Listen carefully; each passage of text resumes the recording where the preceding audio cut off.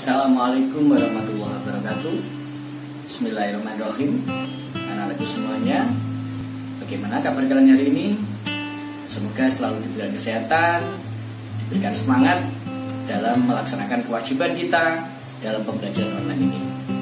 Pada kesempatan ini, saya Paulung, kita akan membahas tentang akuntansi, tema yang kedua, yaitu tentang persamaan dasar akuntansi.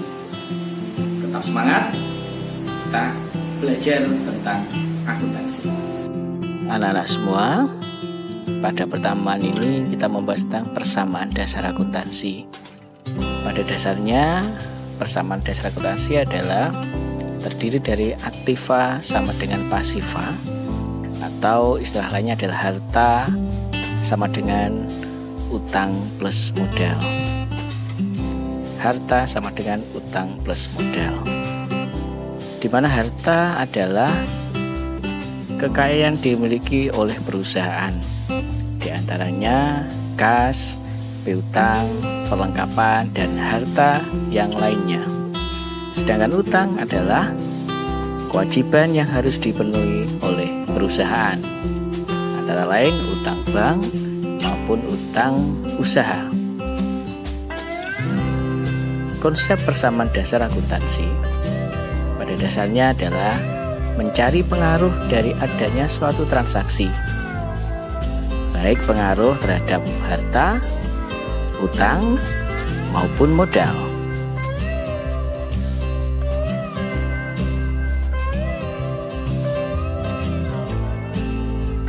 Transaksi yang mengakibatkan perubahan harta dengan harta.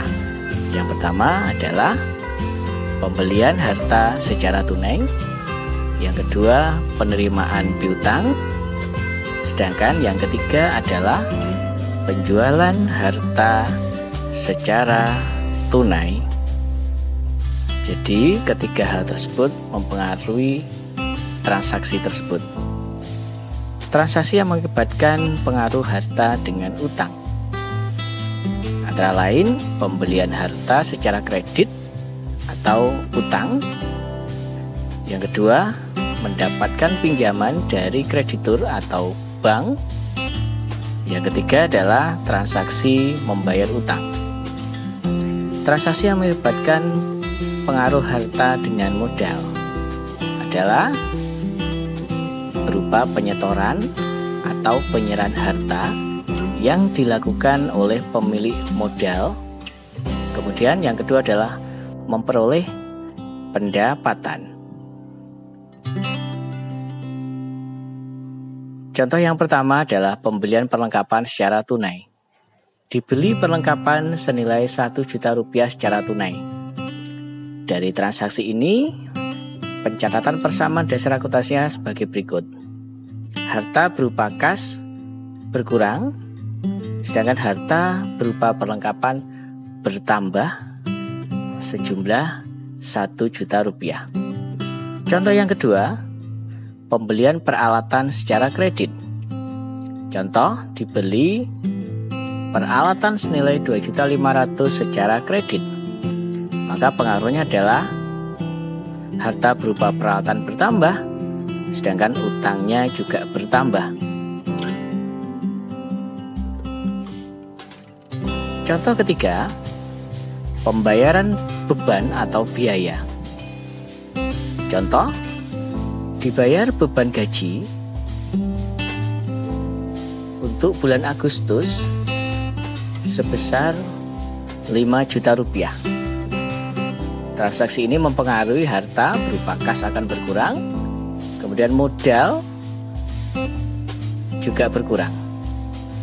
Contoh keempat, penyetoran modal oleh pemilik perusahaan. Misalkan Tuan Andi selaku pemilik perusahaan menyetorkan uang tunai Rp5.000.000 dan perlengkapan Rp3.000.000.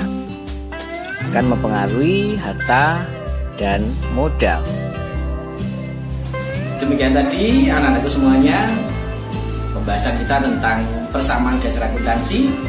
Semoga semuanya dapat memahami.